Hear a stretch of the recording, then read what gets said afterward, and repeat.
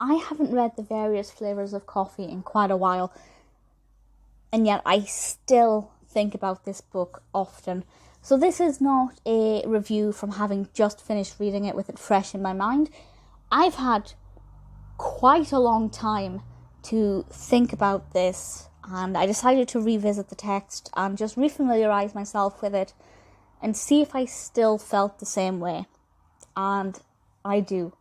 I love this novel. It's by Anthony Capella, and I'll be honest, the reason that I wanted to read it is because it's got coffee in the title. I'm one of those people who needs coffee. But it's one of the most beautifully written books ever, with a really interesting narrative. And it really tells the story of the end of the 19th century really fantastically. So I'll read the description from Amazon. It's quite a long description, so bear with me.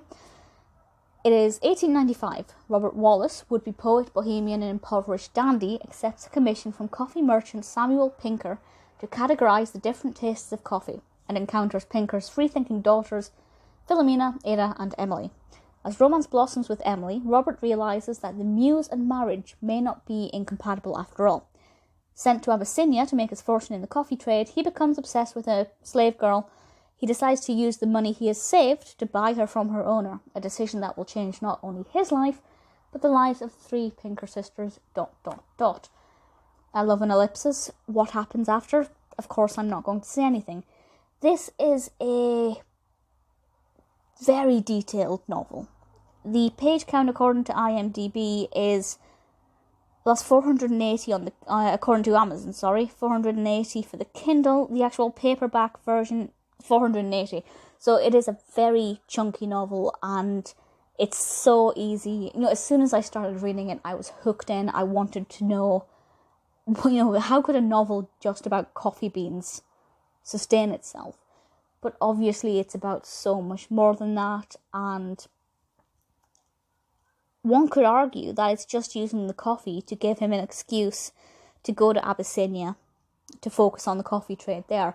But actually, the bits that are about, the categorising the coffee and things, I actually preferred those sections. It takes up quite a large chunk of the narrative at the beginning, and it's so engaging. And if anybody can write about just coffee and the fragrance of coffee and make it ridiculously addictive and engaging and involved, that's a fantastic achievement, and that is exactly what is done here, and I truly adored it. The writing style is beautiful.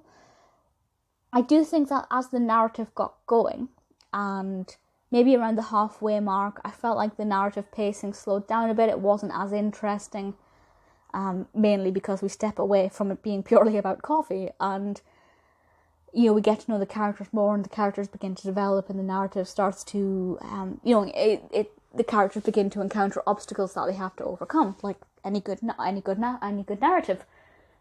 But for me, I just preferred the first half of the novel. But that's nothing wrong with the second half. I still found it really entertaining, really fascinating, really dark and intense when it needed to be. I think with this novel, given the fact that it's very long, it's very involved and very immersive, and I think it's safe to say you'll probably feel pretty much every emotion going. I thoroughly enjoyed the characters. I thought the Pinker family were great. Robert Wallace as a protagonist, absolutely loved. The atmosphere of 1890s felt very believable. I thought the writing was very believable. The character actions were a lot more realistic than a lot of character actions are for them in books set in the 1800s. I really felt like this was a little bit of time travel, and I felt like I was in the end of the 19th century. It's a beautiful, beautiful narrative. If you like books that are set in the past and that you can completely lose yourself in with some gorgeous writing, and if you are a writer, you will find this inspiring, I promise you. It's fabulous. The Various Flavours of Coffee is one of the best books I've ever read. I loved it when I first read it. Revisiting it now and kind of skimming bits of it and refamiliarising myself with it, my opinions have not changed. It's absolutely beautiful. I'd say it's a book you need to read before you die. Definitely give it a go.